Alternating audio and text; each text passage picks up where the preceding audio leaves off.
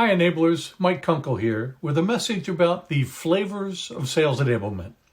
I still hear people say that sales enablement is bogus because not everyone defines it the same. I think this is true because sales enablement is not the same everywhere and shouldn't be.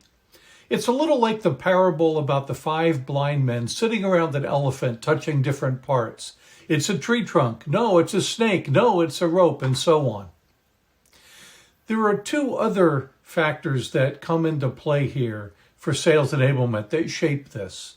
The first factor is your current level of sales enablement maturity, and the second is the environmental context where you work.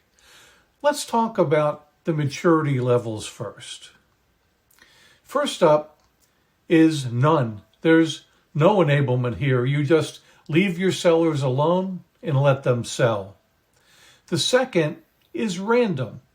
At this level, you may be assigned initiatives or work on things that you think might help, but it's not an aligned analytical approach. The third is informal. At this level, you may be starting to build momentum by doing good work without a full-blown charter or strategic alignment. It's no longer random, but it's not strategic either. The fourth level is formal. At this level, you've got your charter, internal partners, a tie to strategy and the outcomes that matter, and you have the building blocks framework in place with systems and measurement plans to evaluate initiatives. The fifth level is adaptive. This is performance consulting. At this level, now you're an internal sales effectiveness consultant working with leadership to drive performance improvement across your sales force. You keep the current machine running while you do root cause analysis and solve performance problems to drive sales growth. So those are the maturity levels. The second factor is your environmental context where you work. Now, imagine being hired or promoted to lead sales enablement in these 5 different scenarios. The first scenario is a startup SaaS company which now has a few reps and a sales leader who's beginning to look to build replicable, repeatable, scalable systems for hiring, onboarding, and supporting new sales hires and the rest of the team. With very little budget, of course, probably just you, and in the middle of a whirlwind.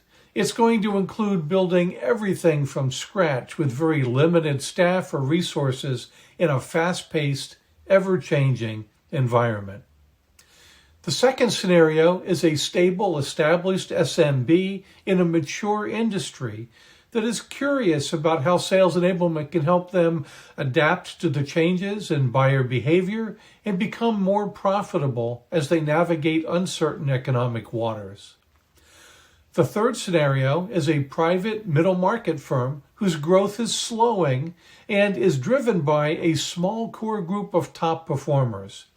These established top sellers are crushing it, but new hire first-year churn is over 75%, and managers act as super sellers with developmental coaching being non-existent.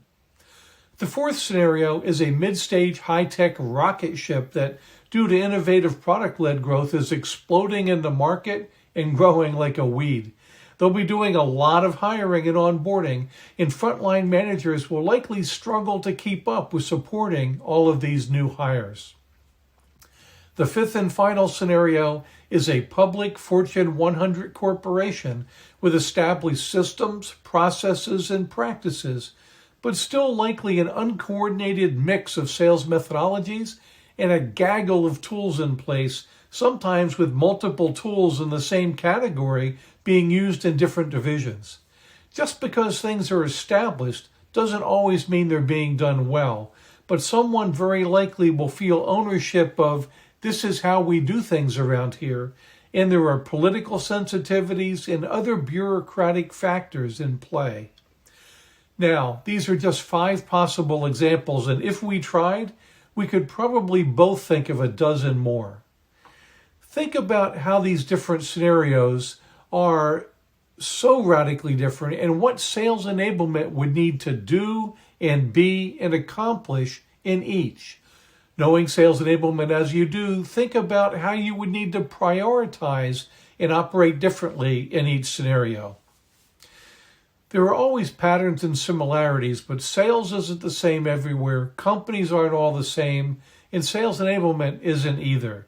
Now, interestingly, the building blocks don't change. The framework is simply a compilation of elements that you can use as performance levers. The systems don't change either. Although you always need to customize them somewhat for each organization, you still need to hire, onboard, train, support, coach, and manage a sales force. Where you start and how you go about things, however, will certainly vary based on the situation.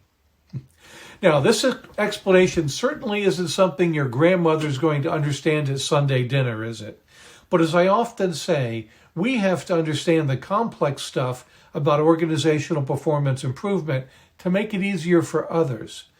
To know how you can best make an impact with enablement in your company, assess your maturity level, and consider these environmental context factors, and that will get you off to a good start. I hope this helps, enablers. Stay the course and make an impact with enablement.